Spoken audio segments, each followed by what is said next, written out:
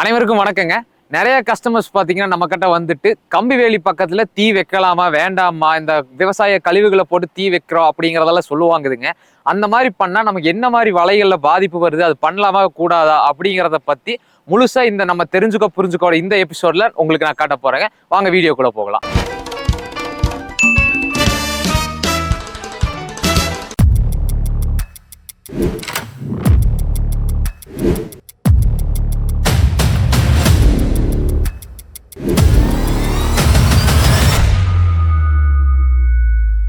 நம்ம தெரிஞ்சுக்க புரிஞ்சுக்கோட இந்த எபிசோட்ல எங்க வந்திருக்கோம்னு பாத்தீங்கன்னா ஒரு ரொம்ப அவுட்டரான ஏரியாங்க இந்த இடங்க. ஒரு கிட்டத்தட்ட பாத்தீங்கன்னா ஒரு கிராமத்திலிருந்தே மறுபடியும் ரொம்ப தள்ளி இருக்கு. பக்கம் எல்லாம் பாத்தீங்கன்னா ரொம்ப குப்பை கடங்காட்டு மெயின்டைன் பண்ணிருக்காங்க. ஃபென்சிங் பண்ணிக்கிற கஸ்டமர் பாத்தீங்கன்னா ஒரு விவசாய நிலம் வச்சிருக்காருங்க. அதுல வந்து மக்காச்சோளம் அந்த மாதிரி பண்ணி விவசாயம் பண்ண அதுக்கு ஒரு பாதுகாப்புக்காக தான் ஃபென்சிங் போட்டிருக்காருங்க. இடம் அமைப்பு பாத்தீங்கன்னா ரொம்பவே பக்கா ஸ்கொயர் டைப்ல பண்ணியிருக்காருங்க. இடம் அவரோட இருக்குதுங்க. அதுக்கு பக்காவா ஃபென்சிங் பண்ணியிருக்காருங்க. அப்புறம் அடுத்தது வந்து பாத்தீங்கன்னா மண்ணு பாத்தீங்கன்னா விவசாயத்துக்கு ஏற்ற மாதிரி மண் இருக்கு. மண்ணு வைஸ் வந்து எல்லாமே தெளிவா இருக்குதுங்க. ரொம்ப லூஸ் ஆயிலோ இல்ல ரொம்ப ஹெவியானதெல்லாம் இல்லைங்க, நார்மல் டைப்ல இருக்குதுங்க. அடுத்து கல்லு பாத்தீங்கன்னா கிணத்து கடற்கல் பக்காவான கல் யூஸ் பண்ணிருக்காரு. இருக்கிறதுனால ஹெவியான கல்லா சூஸ் பண்ணி பண்ணிருக்காருங்க. அடுத்த விஷயம் மெட்டீரியலுங்க. இதுலதான் கஸ்டமர் ஏமாந்துருக்காருங்க. மெட்டீரியல் உங்களுக்கு பாத்தீங்கன்னாலே தெரியுங்க, ரொம்ப லோ குவாலிட்டி செலக்ட் பண்ணிருக்காரு. இது கஸ்டமரா செலக்ட் பண்ணாரா இல்ல டோட்டல் ஃபென்சிங்ல பண்ணும்போது வந்து ஏமாந்துட்டாராங்கிற விஷயம் தெரியலீங்க. எப்படி இதை பத்தி சொல்றேன்னு பாத்தீங்கன்னா உங்களுக்கு பொருள் பார்த்தாலே தெரியுது, எல்லா பக்கமே உங்களுக்கு வந்து ரஸ்ட் ஃபார்ம் ஆக ஆரம்பிச்சிருச்சுங்க. இதை பத்தி உங்களுக்கு நான் டீட்டெயிலா என்னங்க சொல்றேங்க.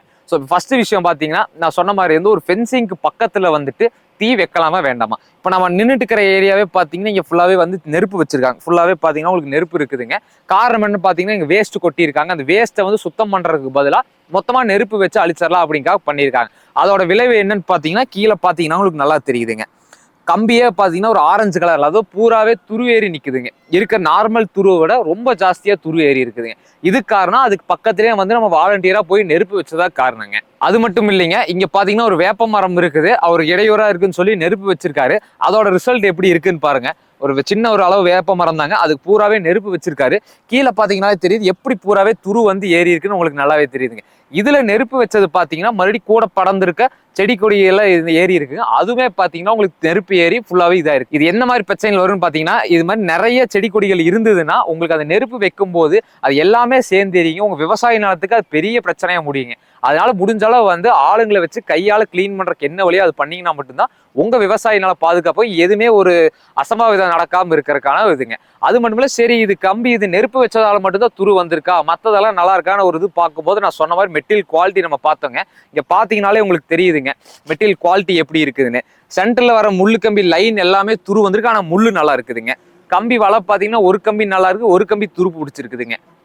ஸோ கல்லுக்கால் முதற்கொண்டு இவ்வளோ பக்காவா இது பிளான் பண்ண கஸ்டமர் வந்து மெட்டீரியல்ல வந்து கொஞ்சம் ஏமாந்துருக்காருங்க. பக்கா மிக்சிங் மெட்டீரியல் ராய்ப்பூர் ஐட்டம் போட்டு பண்ணியிருக்காங்க. அது நமக்கு தெளிவாக தெரியுதுங்க. ஏன்னா கல்லுக்கால் எல்லாமே பார்த்தா பெயிண்ட் அடிச்சு பார்த்தீங்கன்னா ஒரு குறைஞ்சது ஒரு வருஷத்துக்குள்ள தான் இருக்கும் போல இருக்குது மெட்டீரியல் நமக்கு ஃபிக்ஸிங் பண்ணி. ஆனால் இப்போவே உங்களுக்கு ஆல் ஓவர் எல்லா பக்கமே துரு வந்திருக்குதுங்க.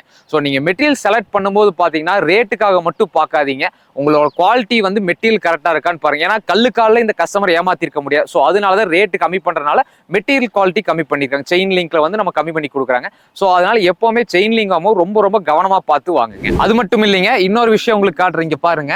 இந்த முள்ளு கம்பி மேல் லைன் கட்டி இருக்காங்க. இதை பாருங்க, வலைக்கு இதுக்கு சம்மந்தமே இல்லைங்க. கட்டு பாருங்க எவ்வளவு லூஸா போட்டிருக்காங்கன்ட்டு.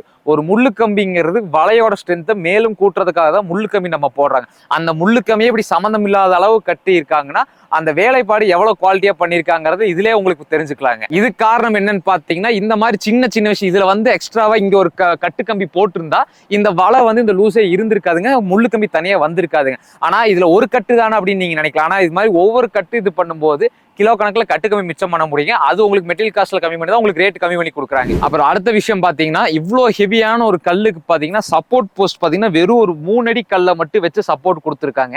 நீங்களே யோசிச்சு பாருங்க, இவ்வளோ கல் ஹெவியானதுக்கு இந்த கல் சப்போர்ட் கல்லுனா எப்படி இருக்குங்க. இதெல்லாம் வந்து நமக்கு ரேட்டு மிச்சம் பண்றதுக்காக பண்ற விஷயங்களுங்க.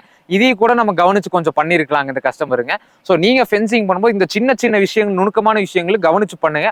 உங்க வேலி உறுதியா 10 வருஷம் 5 வருஷம் வர்றதுக்கான வழிகள் நிறைய இருக்குதுங்க. இந்த எபிசோட்ல நம்ம தெரிஞ்சுக்கோ புரிஞ்சுக்கோவோட சஜஷன் என்னன்னு பாத்தீங்கன்னா, நீங்க ஒரு ஃபென்சிங் பண்ணும்போது இந்த கட்டு கம்பி விஷயங்கள், முள்ளு கம்பி குவாலிட்டி, செயின் லிங்க் குவாலிட்டி எல்லாமே கரெக்டா இருக்குதா, நீங்க கேட்கற ஸ்பெக் வருதா, குவாலிட்டி 100 GSM இல்ல டாட்டாவா அப்படிங்கிறது தெளிவா கேட்டு வாங்குங்க.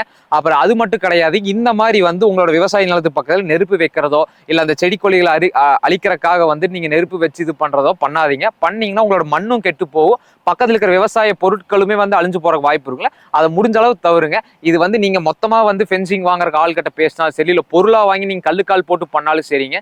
இந்த விஷயங்கள் எல்லாம் கவனிச்சு பாத்தீங்கன்னா கண்டிப்பா உங்களுக்கு பெனிஃபிட்டா இருக்குங்க. மேலும் அடுத்த தெரிஞ்சுக்கோ புரிஞ்சுக்கோ எபிசோட்ல இதே மாதிரி ஒரு நல்ல சைட்ல என்னென்ன பிளஸ் மைனஸ் இருக்குங்கிறத பத்தி உங்களுக்கு டீட்டெயில் எக்ஸ்பிளனேஷனோட வரேங்க. நன்றி, வணக்கம்.